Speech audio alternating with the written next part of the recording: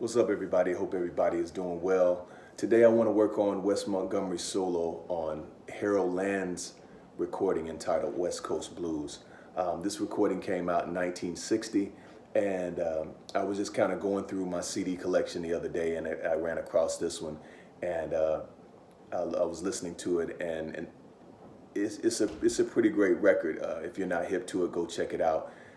Harold Land, in my opinion, he wasn't celebrated as much as like Dexter Gordon or Sonny Stitt or some of the other great tenor men, but he was a great saxophonist in his own right. So definitely check him out. But and also check out West Coast Blues on Wes Montgomery's The Incredible Jazz Guitar record. I think that's the first time it was recorded, and Wes takes a lengthy solo, a killing solo, but it's rather long, and I'll eventually transcribe that one and post it. But today I just want to get these two choruses and explain a little bit about his approach to West Coast Blues. Also, I would encourage you to learn West Coast Blues, the melody. I'll post the melody. Right now I'm just going to play the solo, and I'll post the melody on another video so you can see the fingerings that I use to get to the melody.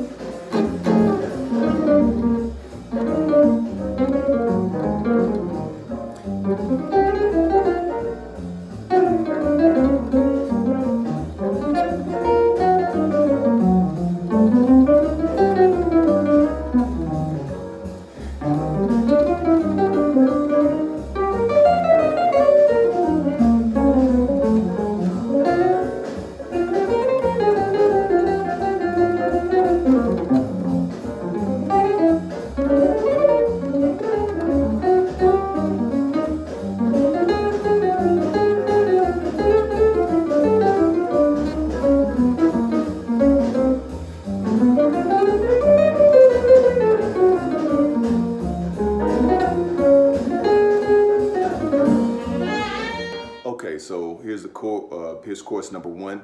As you know, or if you don't know, the solo changes are different than the actual melody changes on West Coast Blues. So if you aren't familiar, this actually will make more sense if you know the solo changes, and I'll talk through them, but I definitely encourage you to go learn West Coast Blues, the solo changes. First chord is B flat 7, so he's playing a blues riff off of that.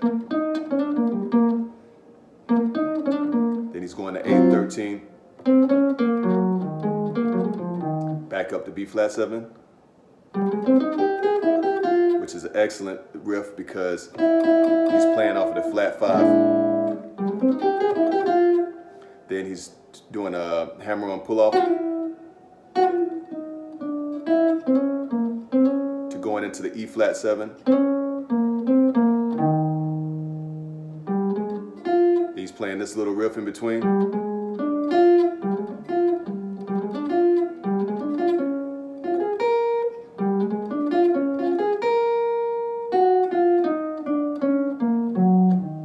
Now he's making the changes right here.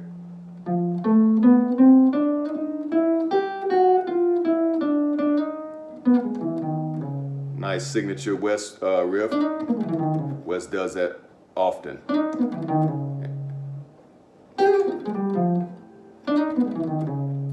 Then he goes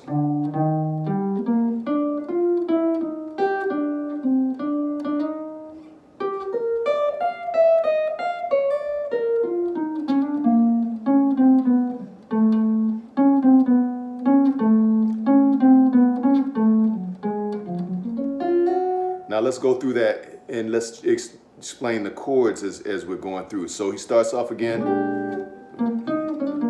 just regular B flat blues riff. Now you go into a blues riff in A flat. Now he jumps back up.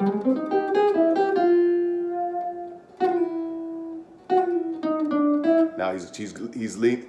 So after here, the changes go to a 2-5 in A. So he's playing off of that 2-5 in A. Now he's on the E flat.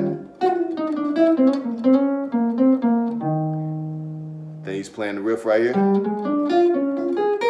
Now he's about to make the changes into E flat minor. Now we're going into the 2/5 in D flat major. These are descending 2/5s. So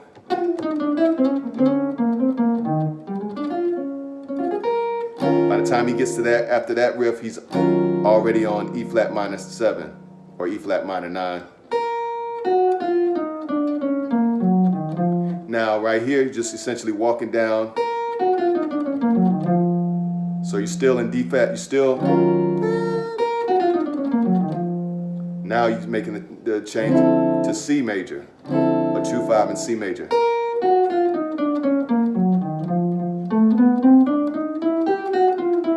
Now he's making another change into B major, the 2/5 in B major. Now he's going into B flat.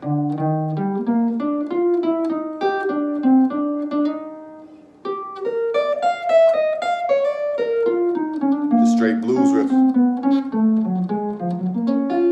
Now right here, by the time he gets there, he's making the change over here.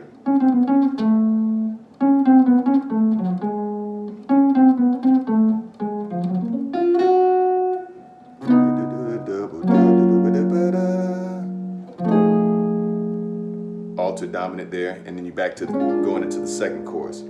So it's very genius, and he's just playing through the changes. That's, I mean, at his simplest form, he's just playing through the changes with great feel and making sure that as they change, he's changing with them. So like I said, I would encourage you, we're gonna go over the second chorus now, but I'll definitely encourage you to just isolate the 2/5s as you play through this song yourself. You want to isolate the 2/5s, the descending 2/5s, and just make sure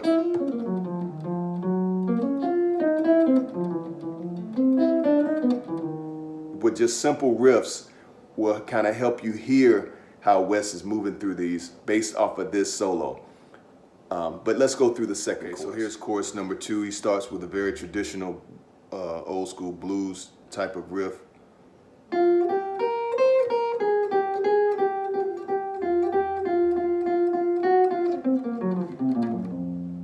So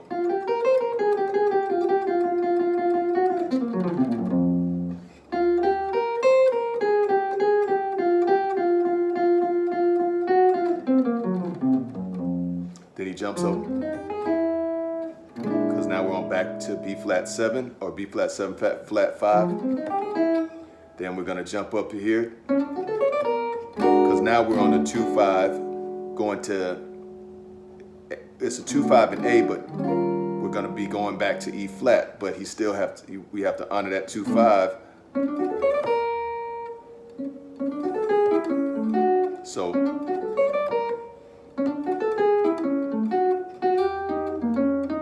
now we're on E flat 7. Now we're going down to D flat. Now we're about to start descending the 2/5s. Now it's D flat major, C major, 2/5 in C major. So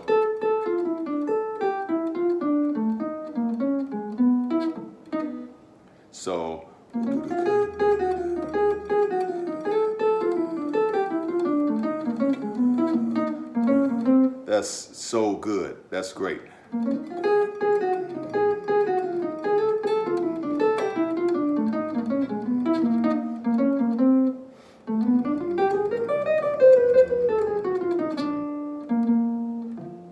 So we got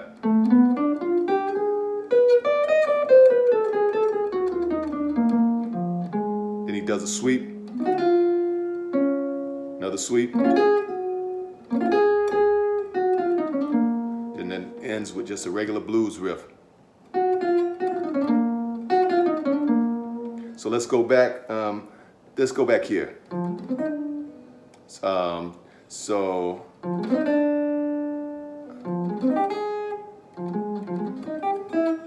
So we'll go back to the B flat 7 flat 5, and I'll try to explain a little bit more in detail. So that's the B B flat 7 flat 5 riff that he's playing over that. Then he's already laying for this 2/5 change right here. So he's got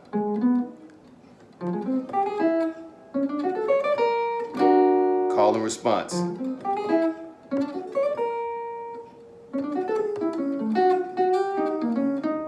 Now he's on the E flat 7. Right here he's on the E flat minor 9. Now he's on the D minor 9. So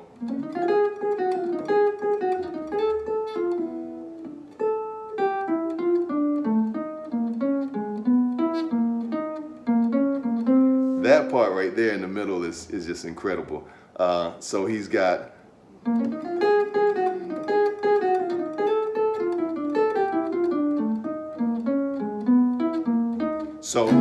he's playing that over the 2/5 in B. So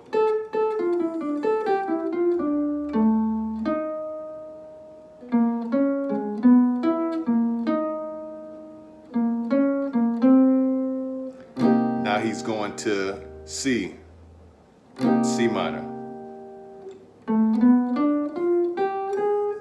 Sorry.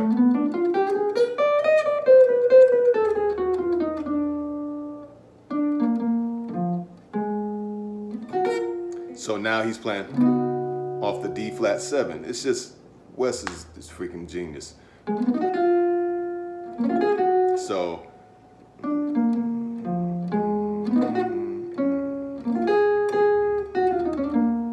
and that's it.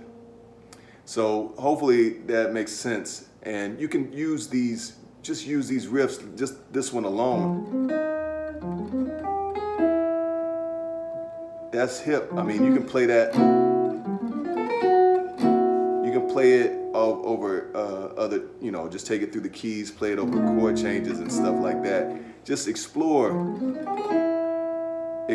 using some of these riffs out of this solo, and just whatever you like, put it in your tool bag so that when you're on the bandstand, you can have that to play over your in your solo and over the chord changes. But let me know what you think. Send me a comment, email. I appreciate those who have subscribed to Patreon.